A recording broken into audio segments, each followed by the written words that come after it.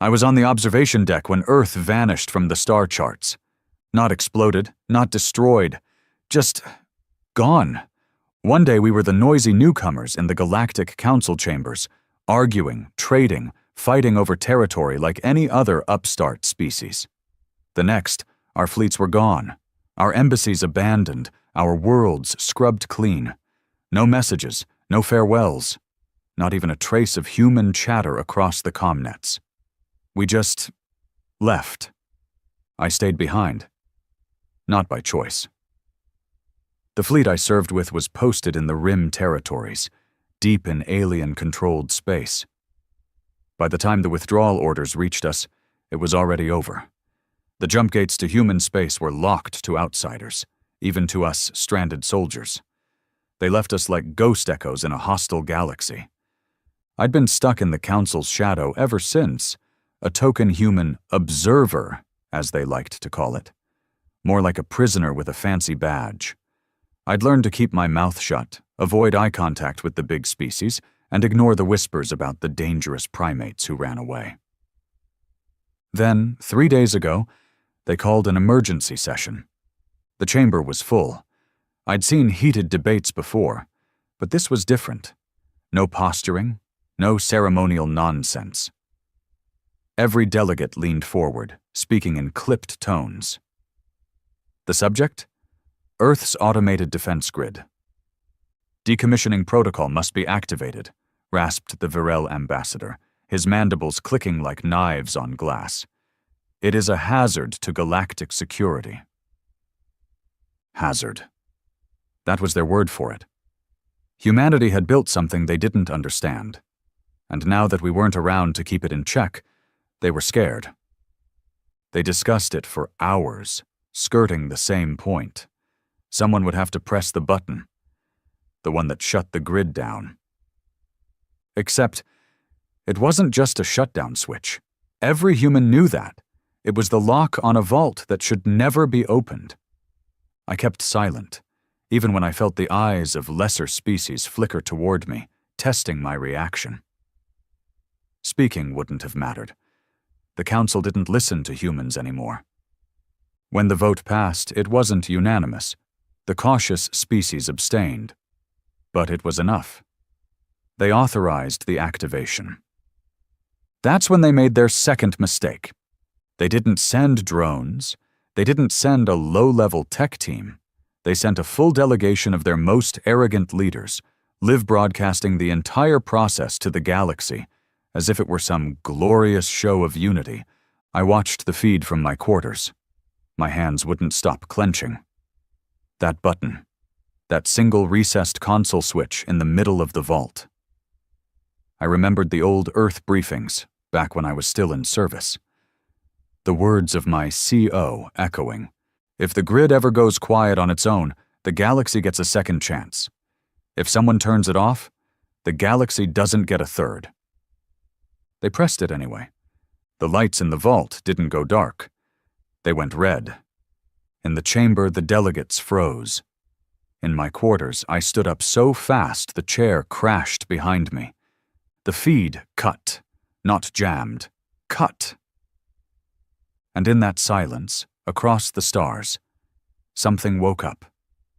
I didn't sleep that night. Not because of nightmares, but because I knew there wouldn't be any dreams worth having. The council complex was unusually quiet. No debates echoing through the corridors, no shouting delegates, no clicking insectoid claws against the stone floors. The air itself felt heavier. I didn't need a newsfeed to know why. Every ship in orbit above the council world was running silent. Every long-range sensor array was fixed in the same direction, toward the dark stretch of space where humanity used to be. It wasn't supposed to be dark. 3 hours after the button was pressed, the first reports came in. Not to me, of course.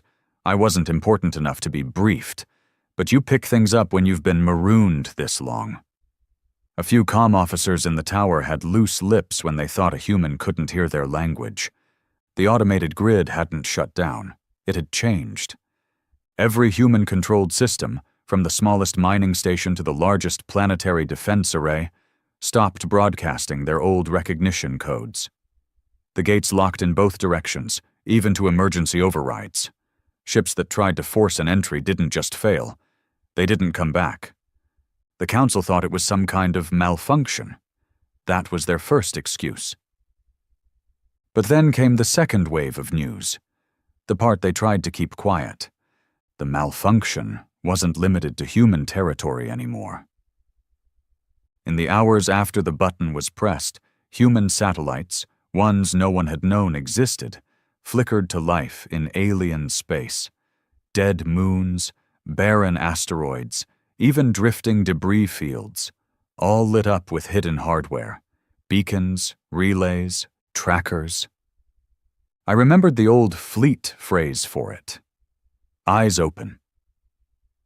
When humanity wanted to see you, they didn't send a ship. They put the cameras in places you'd never think to look. The Council started to panic, though they'd never admit it out loud. Their diplomats tried to keep smiling, but the military representatives, the ones who'd seen humanity at war, had that look in their eyes. They knew. They knew the humans hadn't really left. I was summoned to the outer chamber the next day. The request came from the Kair Dominion's representative, a reptilian with scales like burnished steel and a voice like grinding metal. His name was Atruk Var, and I'd seen him once before during the last years of the trade conflict, when human destroyers had pushed his fleets back to their homeworld. "You will tell me what they've done," he said, no preamble. His eyes were narrow slits, his teeth flashing every time he spoke. I played dumb. "I'm just an observer. You stripped my clearance when—" He slammed one clawed fist on the table. "Do not play with me, human. You were fleet. You have seen what your kind hides."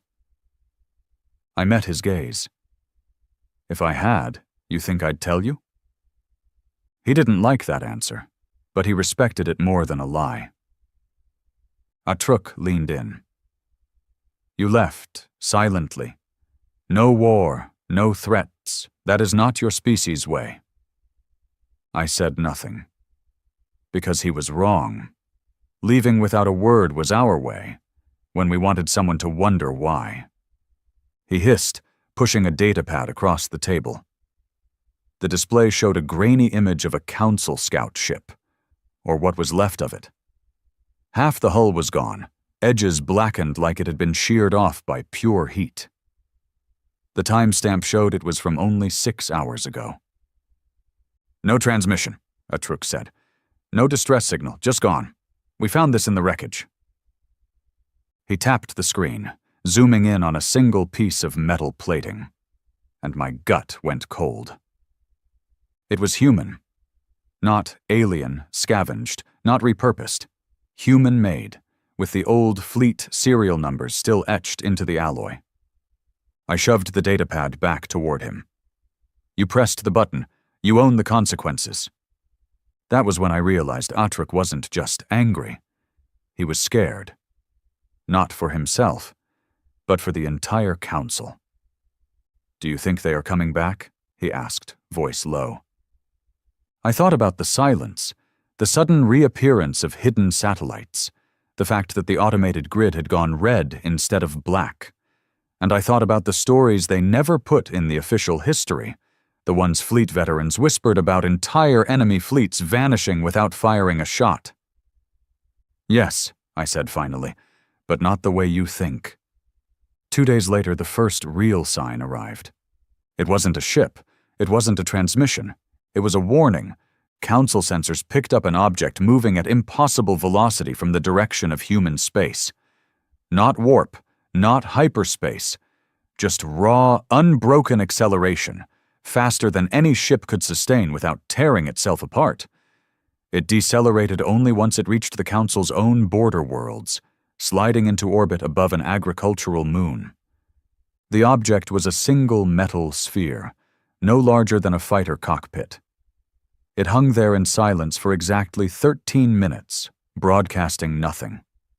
The local defense grid locked weapons on it, every species in range prepared for some kind of detonation. Then it sent one signal, a single burst transmission, before vanishing again, shooting back toward the dark. The signal contained just one thing: coordinates. The coordinates pointed to the Council homeworld, and below them, in perfect Terran standard. You opened the door.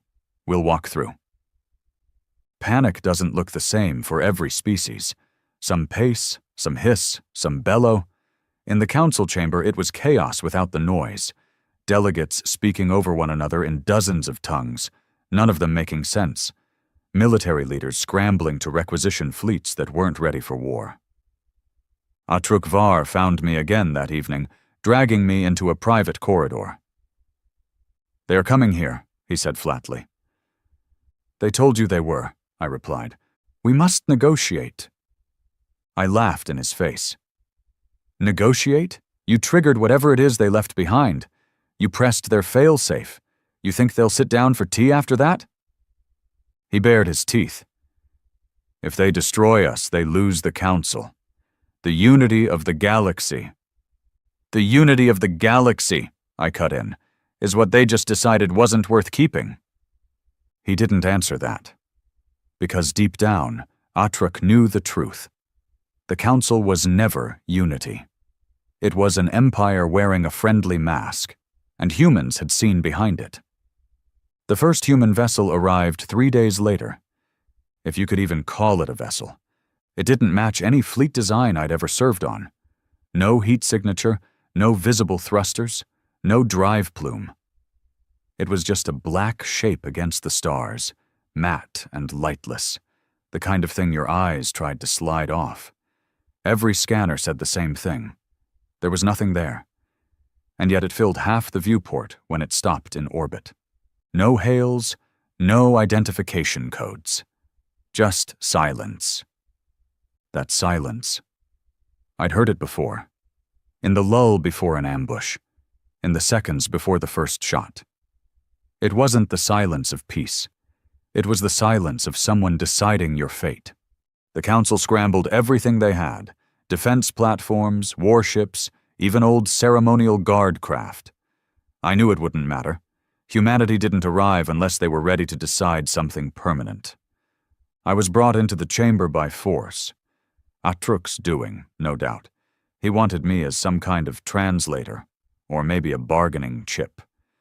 The Council's supreme speaker tried to look composed, but his eyes darted towards the holoscreen showing the human ship every few seconds.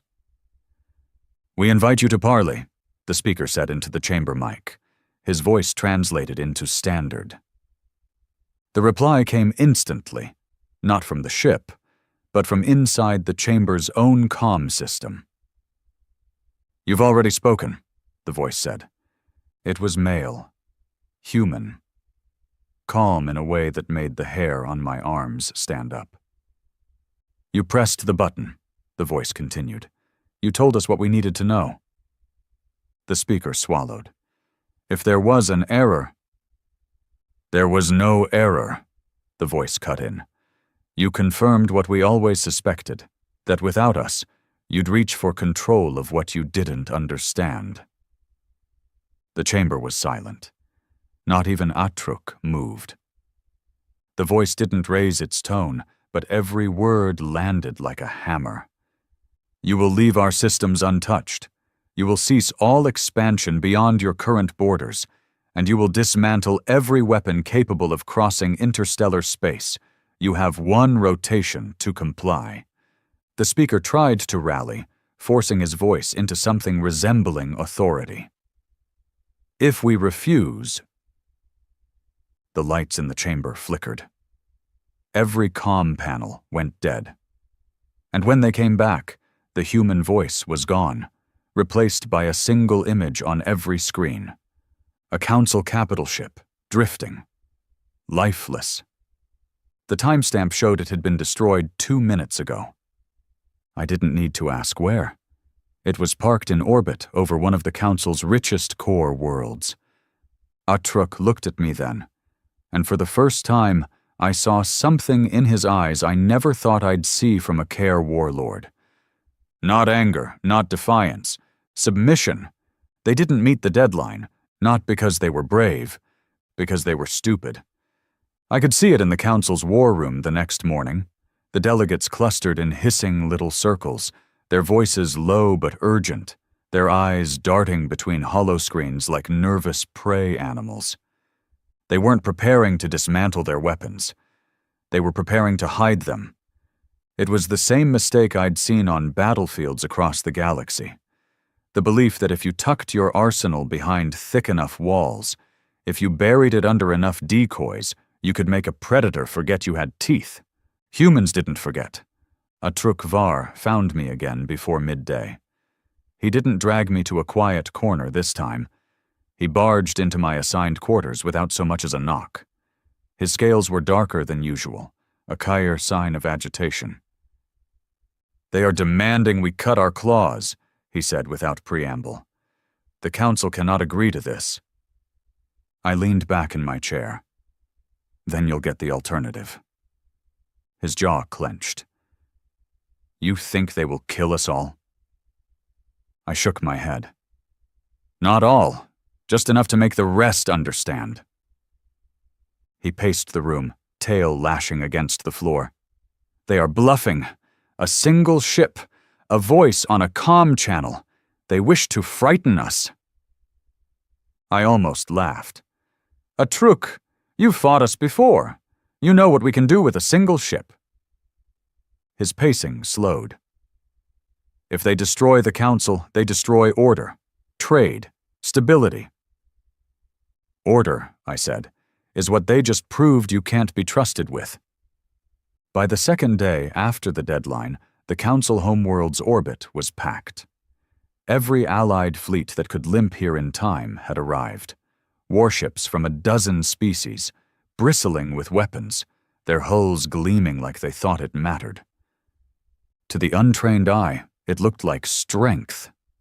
To me, it looked like a firing range. They put me in the observation gallery during the defense coordination meeting. I wasn't invited to speak, but I didn't need to. The whole thing was theater anyway. They talked about overlapping fire arcs, shared targeting grids, joint command protocols. They didn't realize that none of it mattered if the humans were already inside their systems. I'd been in fleet long enough to know, if the black ships were here, then so were the ghosts. The invisible probes, the silent interceptors, the code worms crawling through their comm networks. Every battle plan they made was already on a human screen somewhere. And then, almost exactly to the second of the original deadline, the lights dimmed. Not flickered. Dimmed. Power still flowed, systems still ran, but every lumen in the room bled away until the chamber was lit like a funeral vigil. The screens went black. Then a single line of text appeared, in Terran standard, on every surface in the room. "We warned you." The first strike didn't come here. It came 40 light minutes away, at the orbital shipyards over Istral Prime, the largest weapons manufacturing hub in the sector. One moment the yards were full of half-built dreadnoughts and cruiser frames, swarming with repair drones. The next, every fusion reactor went critical at once. There was no explosion. That was the human touch. They didn't waste energy turning ships into fireballs. They turned them into slag. Hulls melted in place, superheated metal dripping into the void like candle wax. No debris, no survivors. Just silence. Within an hour, every other major weapons facility in the inner systems suffered the same fate.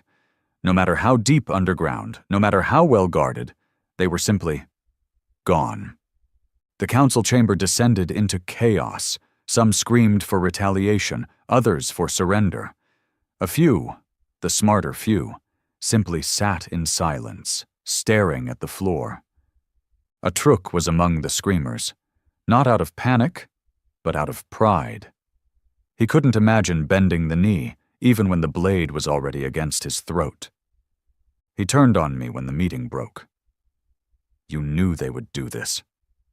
I nodded. "They gave you a choice. You picked the one that ends badly." They are proving they are tyrants, he spat. I leaned forward. No, Atruk. They're proving they were right to leave. That night, the human voice returned.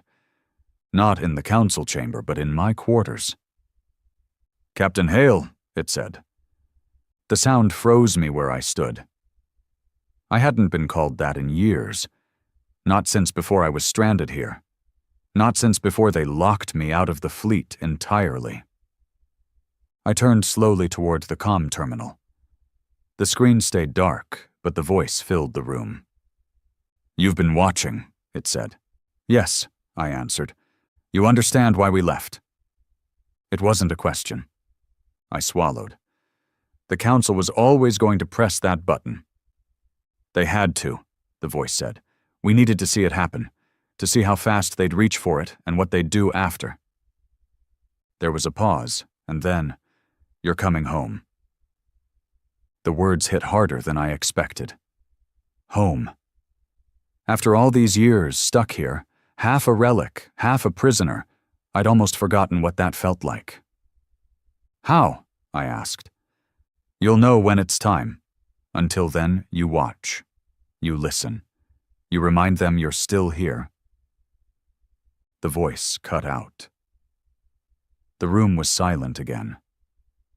But I knew then, whatever the humans were doing, whatever their endgame was, I was part of it now. The next day, the humans stopped targeting weapons. They started targeting people, not civilians, not random strikes, only council leadership, a governor here, a fleet marshal there. Every death was surgical. No collateral damage, no missed shots. Sometimes it was a shuttle accident. Sometimes a sealed chamber that suddenly vented to space. Sometimes a simple cardiac arrest in the middle of a meeting. Within 72 hours, 1/3 of the council's senior command was dead. The rest began to break. You could see it in their posture, the way they spoke, the way they stopped making eye contact with one another. They didn't know who would be next, and more importantly, they didn't know how to stop it. Atruk came to me again, but he was different now, quieter, measured. What do they want? He asked. They already told you, I said. Stop expanding. Break your weapons. Stay out of human space. His jaw tightened. And if we do? They leave you alone. And if we do not? I looked him dead in the eye. Then you stop existing. By the end of the week, the fleets that had come to defend the Council homeworld began to slip away, one by one. No orders were given, no public announcements made. Ships just left. No one wanted to be the one in orbit when the humans decided the deadline was over. I heard whispers in the corridors, of entire sectors declaring neutrality, of worlds offering to dismantle their own arsenals before the humans asked. The Council's unity was shattering, and the cracks were spreading fast. That was when the voice came back. Captain Hale, it said again. I'm here, I answered. Time to come home. They came for me at midnight. Not soldiers, not a fleet, just a single black craft, small enough to fit inside a freighter bay, silent as the void. It hovered outside my quarters viewport. No lights, no markings. The airlock cycle engaged without me touching a thing. I stepped inside without looking back. The interior was familiar. Not in design. This was newer, sharper, quieter than anything I'd served on, but in feel. The air smelled like earth steel. The hum under my boots was the same deep vibration I'd felt in every fleet ship. The pilot never spoke, never removed their helmet. They didn't have to. I knew we were going home. As the council world fell away beneath us, I looked out across the starfield, and for the first time in years, I saw the faint, shifting distortion of the Black Fleet moving alongside us. Hundreds of ships, invisible to every alien sensor, their formation tight and perfect. We weren't retreating. We were advancing. And somewhere deep inside, I knew this wasn't the end of the story. It was the start of a reckoning the galaxy wouldn't survive unchanged. The jump into human space was nothing like the alien gates I'd been stuck with for years. No flash, no ripple, no gut-lurching sense of being pulled through a straw. It was like blinking. One instant the stars outside were scattered and cold. The next they were sharp, bright, arranged in patterns I hadn't seen in over a decade. We'd arrived. I pressed my hand against the viewport. The constellations were familiar, but not the same. As if someone had taken the old map of human space and drawn over it in darker ink. Whole sectors that had been bustling colonies before were now empty black voids on every chart. And yet, here, inside the Black Fleet's perimeter, there was light. Not scattered random lights like alien trade routes, organized, geometric, whole star systems lit up with human infrastructure. The comm in the cabin crackled for the first time since I'd boarded. "Welcome back, Captain Hale." It was the same voice from the council chamber, calm and measured, but now it carried something else, a weight, a familiarity, like an officer greeting a fellow soldier home from the field. "Where are we?" I asked. "The core," the voice replied. "What's left of it, what we rebuilt." The craft angled toward a world that made my throat tighten. It wasn't Earth. I knew that before the nav data confirmed it. But it might as well have been its twin. Blue oceans, green land masses, cloud banks rolling slow over continents. Cities shone along the coasts like necklaces of firelight. It looked alive and untouched. We descended toward a landing platform bristling with defense arrays. Every gun tracked us for a heartbeat before cycling away, like an animal sniffing a familiar scent. The landing was smooth, the airlock opening into a corridor lined with uniformed personnel. Human personnel. The first man who stepped forward was tall, broad-shouldered, haircut short in the old fleet style. His uniform was black, marked with no insignia I recognized. But when he extended his hand, I took it without hesitation. "Commander Rane," he said, "welcome home." I wanted to ask where home even was anymore, but the words caught in my throat. "You've been out there too long," Rane said, reading my expression. "Come on, you need to see what we've built." The facility wasn't just military. It was civilization. We passed training yards where recruits drilled in perfect unison, hangars where black-hulled ships were maintained in silence, databanks the size of buildings humming with activity. Beyond the base's perimeter, I could see civilian districts, people walking, children playing, markets open in the sun.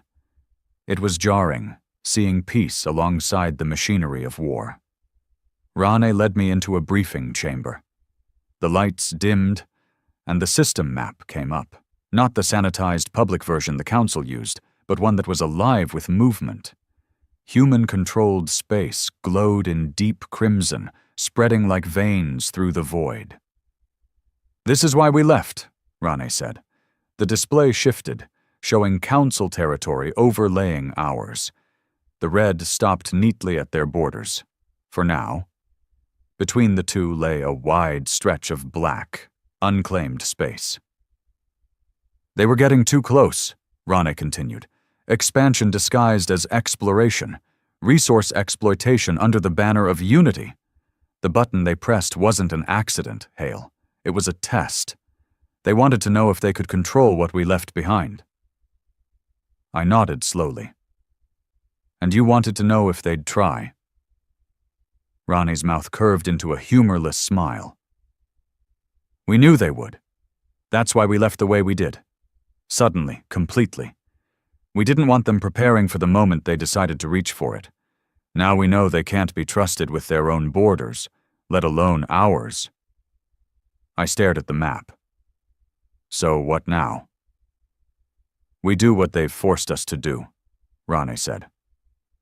"We hold the line. And if they push again, we erase the line entirely. The days that followed were a blur. They debriefed me for hours. Every council policy, every ship movement I'd seen, every whisper I'd overheard in those endless years as their token human. I told them everything. Every insult disguised as diplomacy. Every quiet discussion about dismantling our defense grids. Every attempt to study what they didn't understand. When the debriefing ended, Rane brought me to the Fleet Command Center. The Black Fleet was larger than anything I'd imagined. Hundreds of ships, destroyers, carriers, cruisers, all built without the ornamentation alien ships loved so much. These were pure war machines. No wasted space, no bright colors. Every hull was the same matte black, swallowing light, refusing to be tracked. "They can't detect us until we want them to," Rane said, "and when they do, it's already too late." I couldn't hide the pride in my voice. "Fleet's come a long way." He gave me a sidelong look. "Fleet isn't what it used to be. This is the Accord." I frowned. "Never heard of it." "You wouldn't have," he said. "It's what humanity became after we stopped pretending the Council would ever treat us as equals. Every colony, every ship, every outpost, united under one command. No bureaucracy, no politics, just survival." I thought about the Council's endless debates, the way they stalled decisions until they were useless. And here, humanity had built something lean, decisive, and fast. "You've been waiting for this," I said. Rane didn't answer, but his silence was enough. That night, I stood on one of the outer decks of the command tower, looking up at the stars. I thought about the Council, about Atruk Var, about the other delegates, about the fleets they'd scraped together in a show of defiance. I wondered if they'd realized yet that this wasn't a standoff. It was a countdown. A soft footstep behind me made me turn. It was Rane. "When the order comes," he said, "we'll move fast. You'll be with the first wave." I studied him. "You sure you want a man who's been living with them for a decade?" "You've been living among them," Rane said, "not with them. And we need someone who understands how they think." He stepped up beside me, looking out at the same stars. "You know what they'll do when we strike?" "Pretend they're surprised," I said. He smiled faintly. "Exactly." For the first time since I'd left human space, I felt something settle in my chest. Not peace, that wasn't in the cards anymore. But purpose. The Council had pressed their button. Now it was our turn. 3 weeks after I set foot back in human space, the order came. It wasn't shouted. It wasn't broadcast across the fleet in grand speeches. It arrived as a single coded phrase, burned into every ship's comm feed at the same moment. "Advance the line. No more maps, no more debates about where the border was. We weren't holding anymore. We were pushing." The first wave formed in silence, not the nervous kind, but the focused kind. Hundreds of black-hulled warships drifted into attack formation like predators circling a herd. No bright, running lights, no comm chatter, no visible heat plumes. I was aboard the Ravager, a spearhead destroyer built for speed and precision strikes. My station was forward observation, the same role I'd filled in the old fleet, but this time I wasn't reporting to a council desk officer halfway across the galaxy. I was watching for myself, for my own people. Rane stood on the command deck beside Captain Dresk, a man whose calm made you believe the ship could fly through the heart of a star and come out the other side. "Target system confirmed," Dresk said, his voice low.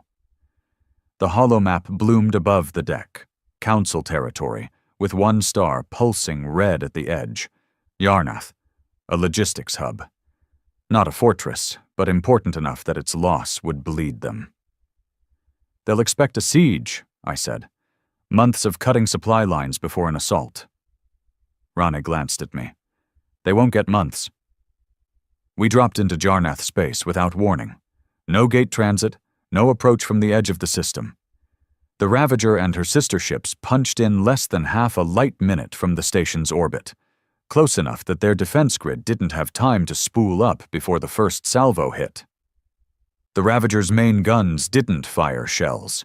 They fired holes, slugs wrapped in distortion fields that ripped through armor without even touching it, turning matter brittle and useless. I watched the first round tear a Council frigate in half, the two pieces drifting apart before the crew even realized they were dead. Council comms went wild. Distress calls, targeting orders, panicked demands for reinforcements. They still didn't understand that by the time you could call for help against us, the fight was already over. Within 11 minutes, their fleet was gone. Not retreating. Gone. The logistics station was intact, its weapons never fully powered. Dresk ordered a boarding team, not to capture it, but to drain its databanks and plant charges in the core. "Why not keep it?" I asked. Rani didn't look away from the viewport. "We don't hold what we can take. We show them we can take it anytime we want." The news of Yarnath's fall hit the Council like a blade to the spine. We intercepted their secure channels, and I listened as their delegates screamed at each other, the cracks in their unity widening by the hour. Some wanted to fortify every world. Some wanted immediate peace talks. A few, the old war breeds like Atruk Var, wanted vengeance. The Accord didn't wait for them to choose. Over the next 6 days, we hit 5 more targets. Not major cities, not political capitals, just enough to break the spine of their supply chain. Outposts, relays, refueling stations. Places they thought were too far inside their lines to be touched. Every strike was the same. We appeared, hit hard, vanished. No occupation, no drawn-out engagements.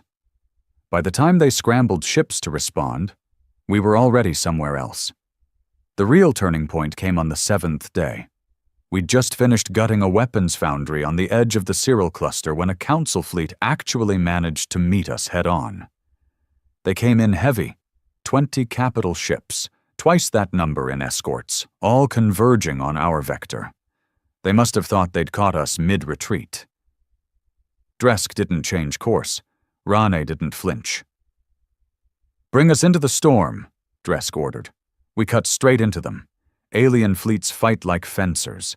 Elegant, measured strikes, careful parries. Humanity fights like a bar brawl in zero gravity. The Ravager plunged into their formation, guns chewing through escorts like they were paper, while our point defense turrets shredded incoming fire before it could reach the hull. But the real killing blow wasn't our guns. It was the black net. The moment we were inside their formation, Rane gave the signal. Our ships dumped millions of micro-drones into the void, each no bigger than a coin, each carrying enough processing power to burn through a warship's fire control systems in seconds. Within minutes, the Council ships weren't shooting at us anymore. They were shooting at each other. I watched a Council destroyer rake a friendly cruiser stem to stern, its captain screaming on an open channel about phantom contacts and false locks. It was beautiful in the ugliest way possible. When the last alien ship went dark, the Ravager didn't slow down to finish them. We just kept moving, leaving the wrecks to drift. After the battle, Rane pulled me aside in the war room. "They're breaking faster than we expected," he said. "This won't end in years, maybe not even months." "Good," I said. He studied me for a moment. "You don't want it over too fast?" I didn't answer. Because he was right. I wanted them to feel this, the same way humanity had felt the weight of their arrogance when they pressed that button. "They'll turn on each other soon," Rane went on. "Some will make deals, some will try to flee. That's when it gets dangerous." "How?" I asked. "Cornered prey doesn't think. It lashes out." The lash-out came 2 days later. A Council task force hit one of our listening posts on the very edge of human space. They didn't get far. The post's automated guns chewed through them before they reached orbit. but the attempt told us something. "They're looking for a way in," Rane said over the map. "Not to win, just to hurt us, to make us bleed." "They won't," I said. "They might," he replied, "which means we have to make sure they don't have the time." That night, Dresk called the bridge crew together. "Next target is Atruk Var," he said. I blinked. "Atruk's not a planet, he's a symbol," Dresk cut in. "One of the last council leaders pushing for war instead of surrender. He's holding them together by sheer will. If he's gone, they won't have a war faction anymore." "And you're sending us?" Dresk's eyes were cold. "You know him. He knows you. That's why it has to be us." I thought about Atruk, about the steel in his voice, the stubbornness in his eyes even when he was scared. Killing him wouldn't just be a military strike, it would be personal. And I realized I didn't care. The Ravager set course without fanfare. We'd be in his system in less than 2 days, moving in the shadows like we always did. Only this time, I wasn't just an observer anymore. I was the knife. Atruk Var's homeworld wasn't what I expected. I'd imagined some fortress planet, all jagged defense stations and weapon platforms bristling in orbit. Instead, it was quiet. Too quiet. The surface was mostly ocean, dotted with small island continents, the kind of place you'd think belonged to a peaceful trading species. But I knew better. The Kyer Dominion wasn't peaceful. They were predators who'd learned to dress like merchants when it suited them. The Ravager dropped into the system under full cloak. We drifted past the outer patrol routes, ghosting through the dark like a shadow that shouldn't exist.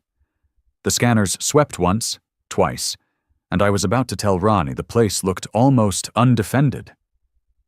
"Wait," I said, leaning over the sensor feed.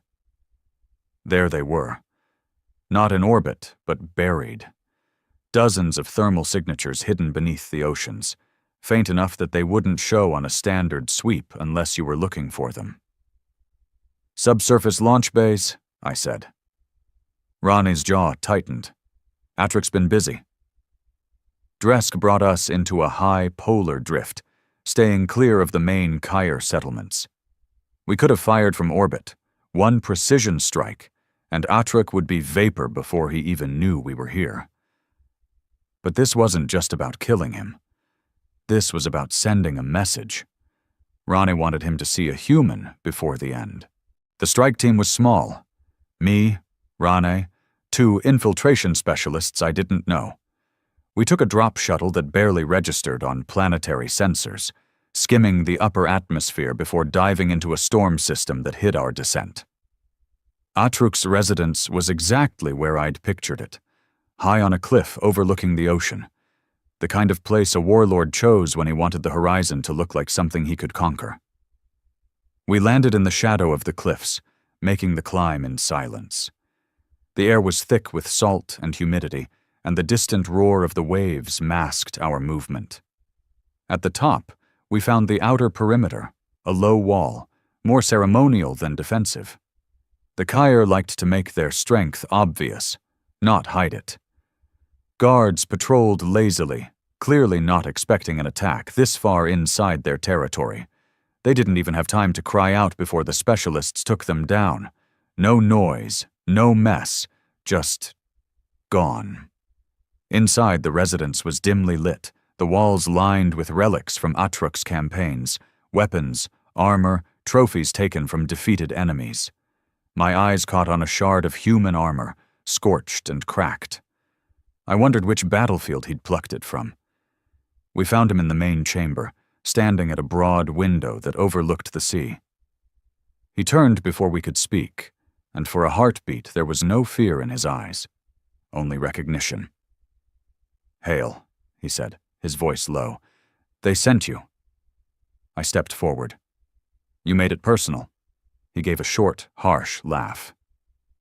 "You think I pressed your cursed button? That was the Council's hand, not mine. I told them not to."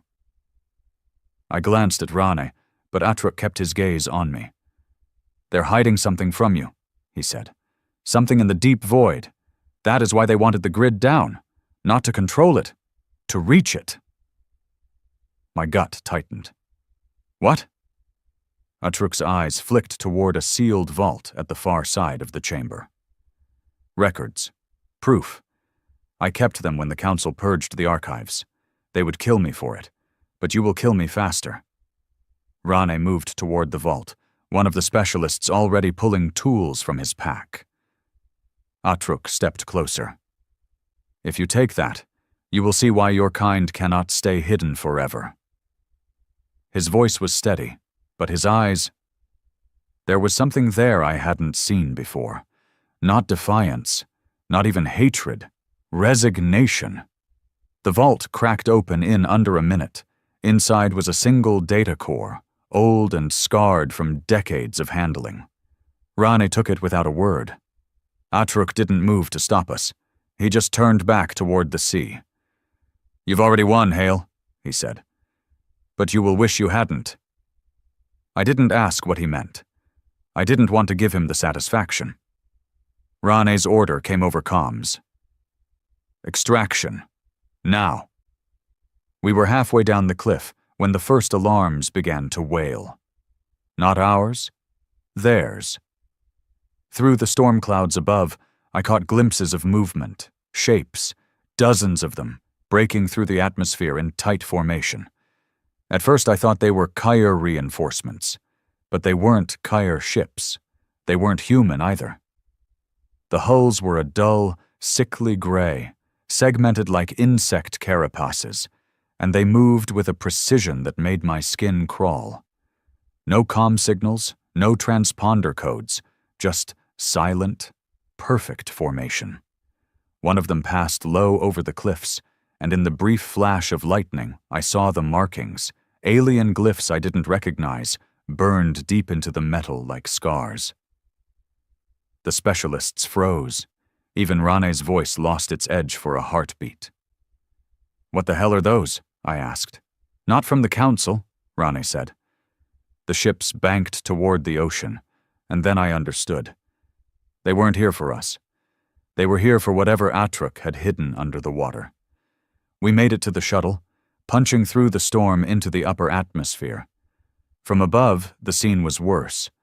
The gray ships weren't attacking with weapons.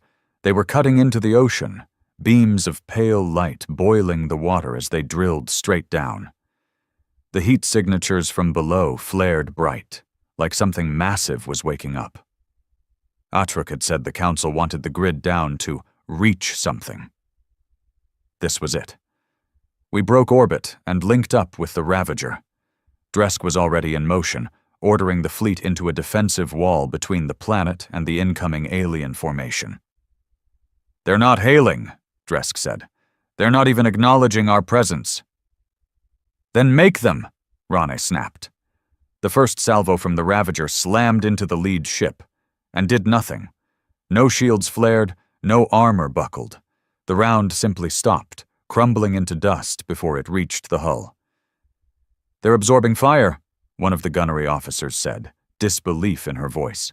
"Then stop shooting at the hull," Dresk ordered. We shifted to targeting their formation points, the invisible threads that kept them flying in perfect synchrony. That worked. Barely. One ship drifted out of formation, faltering just long enough for two of our destroyers to rip it apart from the inside. But the others didn't break. They didn't scatter. They just adjusted, closed ranks, and kept drilling. I turned to Rane. "That data core Atruk gave us. We need to know what's in it." He didn't hesitate. "Go." I left the bridge, heading for the ship's secure analysis bay.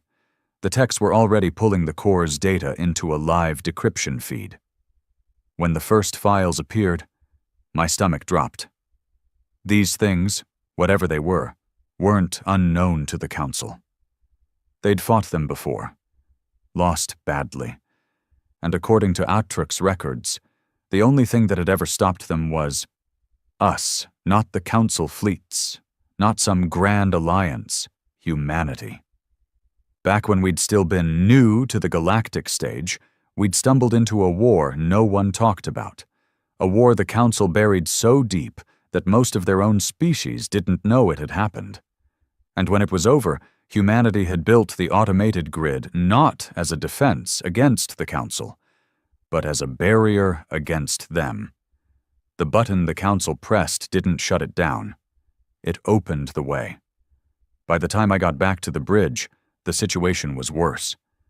The drilling ships had breached whatever structure lay beneath the ocean, and the water around them churned with massive, dark shapes rising from below. Dresk didn't take his eyes off the tactical feed when he spoke. "We're leaving." "What about a Truk?" I asked. Rane's voice was like steel. "If those things are here for what's under his planet, he's already dead." We jumped out without ceremony, the Ravager and the other Accord ships vanishing into the void. The planet shrank behind us, storms still boiling over its surface. In the quiet after the jump, I looked at Rane. "We're not in a war with the Council anymore, are we?" "No," he said. "We never were." He turned toward the viewport, where the stars stretched out ahead like an endless battlefield. "They think we're their enemy. Let them keep thinking that, because the real enemy just woke up." The Ravager's war room was silent except for the hum of the holotable. No arguments, no posturing, just the quiet weight of people realizing they'd been fighting the wrong war. The decrypted files from Atruk's core were laid out before us in stark red lines. Dates, engagement records, fleet losses that weren't supposed to exist. The alien ships, the gray, insect carapace ones, had a name in those records. The Vader. It wasn't their real name, of course. Just the one the Council had given them during the war they never admitted happened. According to the files, the Vader had come from beyond the mapped galaxy, tearing into the Council's outer sectors with no warning and no demands. They didn't negotiate. They didn't even appear to acknowledge that other species were sentient. They harvested worlds, stripped them clean, and moved on. And then they hit human space. That's where the records shifted. Battle outcomes changed from total loss to Council victory. But the truth was in the after-action notes. Those victories weren't theirs. They'd been ours.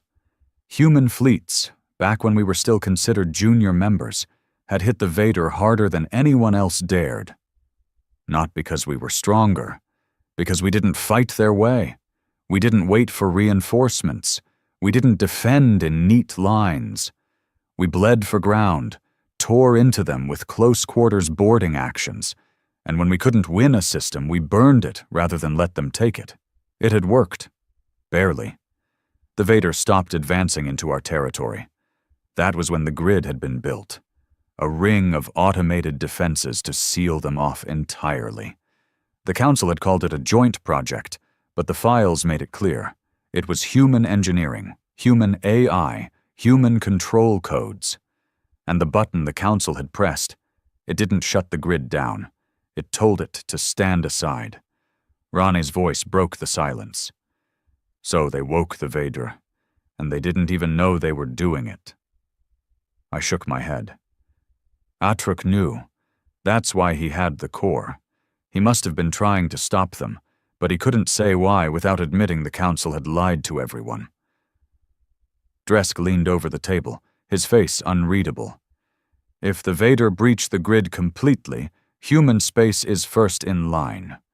We've had 10 years to prepare, but if they come in force, we'll hold, Rane said flatly. It wasn't bravado. It was a statement of fact, but even I could hear the strain under the words. The next few hours were a blur of movement. The Accord didn't operate like the Council. No endless debate, no political wrangling. Orders were issued, fleets redeployed, supply lines tightened. Every black-hulled ship in the outer defense ring was put on immediate standby. I wasn't sent to my quarters to wait. Rane had me in the intelligence pit, running through the rest of the Corps' files, looking for anything the Council had missed the first time. Most of it was battle footage, raw, ugly, unfiltered. The Vader didn't just kill fleets, they unmade them. Ships didn't explode under their fire. They disintegrated, breaking apart molecule by molecule. Crews were taken alive when possible, but there was no record of any being recovered. And then I found something that made my skin crawl. It was a recording from the last engagement before the grid went active. A council carrier was under siege, its escorts already gone, Vader ships closing in from all sides. The carrier's captain was human. She didn't call for rescue. She didn't order a retreat. She rammed the lead Vader ship. The recording cut out in static before the impact, but the after-action report noted something strange. The Vader didn't advance for almost a month afterward, like they were thinking about it. That was when Dresk called me back to the bridge. The Vader ships we'd seen drilling into Atruk's ocean world had stopped. They'd taken whatever was down there and jumped out, not toward the grid, but around it, skirting the Council's mapped space entirely. "They're looking for another way in," Dresk said. "They shouldn't know one exists," I replied. "They shouldn't," Rane agreed, "unless someone told them." I didn't need to ask who. The Council had a habit of making pacts they thought they could control. If even one faction thought they could use the Vader against us, they'd try it. And they'd die for it. 2 hours later, the Ravager was in warp, headed for the grid itself. I'd never seen it up close before. From a distance, it looked like a faint shimmer against the stars. But as we closed in, the scale hit me. Titanic defense stations linked by invisible threads of energy, automated weapon arrays that could gut a dreadnought in seconds. "This is the choke point," Rane said. "If they break it here, nothing we've built will hold them for long." "Then we don't let them break it," I said. He gave me a look that was almost approval. "You'll get your chance." The first wave hit at the far edge of the grid. Not ships, probes, hundreds of them, darting in and out of range like they were mapping every inch of the defenses. Our guns shredded them, but for everyone we destroyed, another slipped just a little deeper. Dresk didn't waste time. "Bring the outer batteries online, and ready the interceptors." The interceptors weren't ships in the traditional sense. They were one-man weapons, little more than an engine, a cockpit, and enough firepower to make a cruiser nervous. Pilots who flew them had the highest casualty rate in the fleet.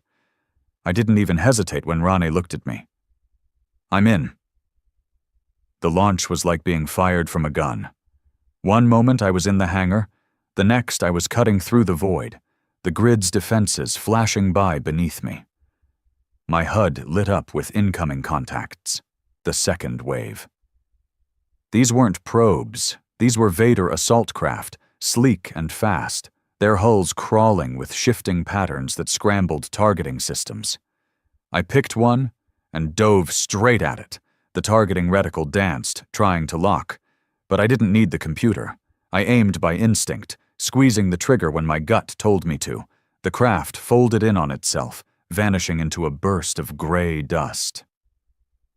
More were coming. Too many. The fight blurred into pure survival. Dodge, fire, roll, dive, over and over, never stopping long enough for the Vader to pin me. Every time one of ours went down, I felt it in my bones.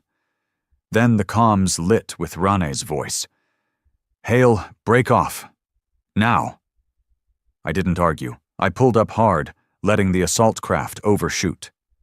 That was when I saw it, a shadow bigger than anything else in the fight, sliding out of the void beyond the grid. It wasn't a Vader assault craft. It was something larger, older. The patterns on its hull didn't shift like the others. They pulsed in slow, deliberate waves, and every Vader ship in range broke off what it was doing to fall in behind it. The grid's guns turned as one, firing everything they had. The big ship didn't flinch. It just kept moving forward. And in the pit of my stomach, I knew this wasn't a battle. This was the beginning. The massive Vader ship crossed the grid like it wasn't even there. Every gun in range was pouring fire into it, kinetic, plasma, particle lances, and the thing just absorbed it, the pulsing patterns along its hull speeding up like a heartbeat under strain. The smaller Vader ships fell in around it, not protecting it exactly, but matching its pace, like they were escorting a monarch. In my cockpit, the comms were a mess. Gunners calling out new targets, pilots screaming warnings, tactical feeds flashing red with breach alerts. Through it all, Dresk's voice cut like steel. Form a cordon around that thing. Nothing gets past it to human space. I yanked my interceptor into a hard roll, sliding between two Vader fighters and burning one to dust with a close-range shot. My HUD lit with a new directive from Rane, Rally Point Gamma. And I didn't have to ask what it meant. Gamma wasn't defense. It was the kill box. The Ravager was already moving, her black hull slipping into the monster's projected course. Around her, half a dozen Accord destroyers shifted into perfect formation, their vectors overlapping to create a sphere of firepower. They weren't trying to outgun it. They were trying to trap it. I dove into the pattern, my interceptor becoming one of the smaller nodes in the net. The big ship didn't slow. The pulsing along its hull became faster, almost erratic, and I realized it wasn't ignoring us. It was reading us, mapping every position, every trajectory. "They're adapting," I called over comms. "That's why we move first," Rane replied. The first volley from the kill box wasn't aimed at the Vader ship itself. It was aimed just ahead of it, saturating the space with a cloud of micro-drones, thousands of them, each carrying a fragment of an old fleet virus designed to chew through alien targeting systems. I'd seen it work on Council ships before. I'd never seen it used on the Vader. The effect wasn't immediate. For 3 seconds, the monster kept coming. Then the pulsing on its hull stuttered. The smaller ships broke formation, some veering wildly, others freezing in place like their control systems had locked. "That's our window," Dresk said. "Hit it with everything."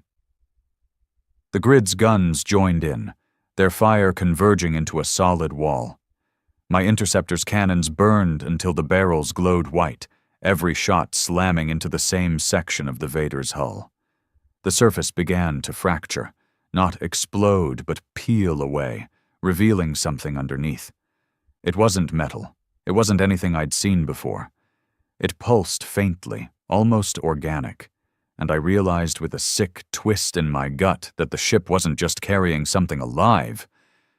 It was alive. Rane's voice was low in my ear. "We break it here, or it learns." The Ravager surged forward, engines flaring for the first time in the fight. Her prow-mounted driver gun fired point blank, the slug hitting the exposed section with enough force to shove the massive ship off its vector. Cracks spiderwebbed across the pulsing surface, light spilling out like blood from an open wound. The Vader's response was instant and brutal. Every smaller ship still functional turned on the Ravager, spitting streams of energy that chewed chunks from her armor. My HUD lit with damage reports, hull breaches, fires, failing power conduits, but Dresk didn't break formation. "Hold it!" he barked. "Every second we hold, we carve deeper." I swung back around for another pass, my targeting reticle locking on the fractured section.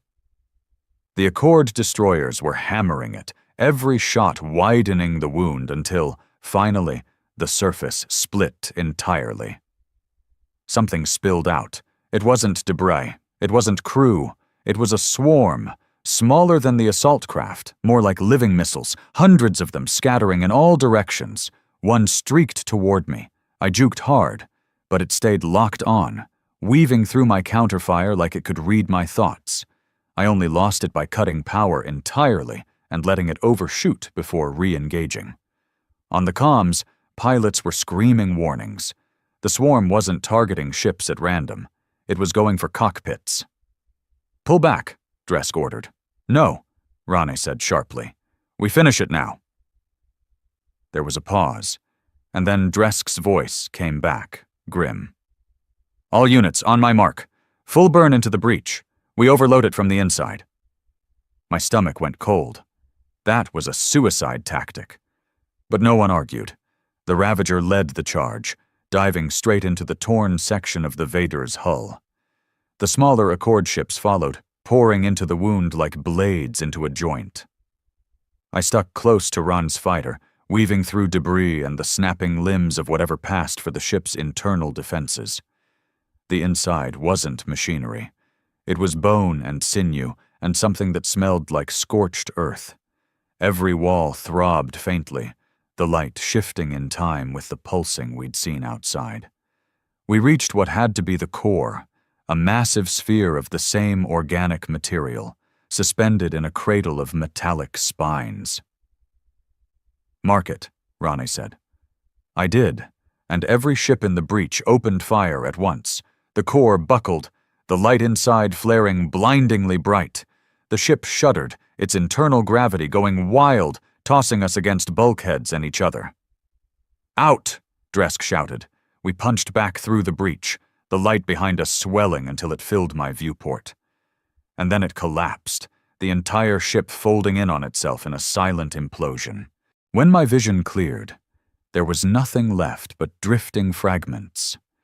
The smaller Vader ships didn't retreat. They simply stopped, hanging in space for a moment before turning away in perfect unison, vanishing into the void beyond the grid. On the Ravager's bridge, no one cheered. We'd killed something huge, but we all knew what it meant. We just told the Vader exactly how we fought. In the war room later, Rane stood at the head of the table, the holomap of the grid glowing between us. "They'll be back," he said, "and next time they'll come with more than one of those things." Dresk nodded. "Then we use what we've got left to make sure we're ready." I glanced at the Council territories on the map. "And them?" Rane's eyes were cold. "They still think we're their enemy. Let them. They'll fight harder that way, and when the Vader turn their attention to Council space, they'll buy us the time we need." It was brutal. It was cold. It was exactly the kind of thinking that had kept humanity alive this long. Hours later, I stood on the Ravager's observation deck, looking out at the grid. From here, it looked peaceful, just a faint shimmer against the black. But I knew better now. That shimmer wasn't a wall. It was a warning. The Council had pressed the button. They'd opened the way. And humanity, the Accord, was the only thing standing between the galaxy and the thing that had just tested our defenses and lived to think about it. For years, the aliens had whispered about us as the dangerous newcomers who didn't know their place. Now, they were about to learn our place was anywhere we decided to hold. And when the Vader came back, and they would, they'd find out why humanity never truly left. We didn't vanish into the dark to hide. We left to sharpen the knife. And now, the knife was ready.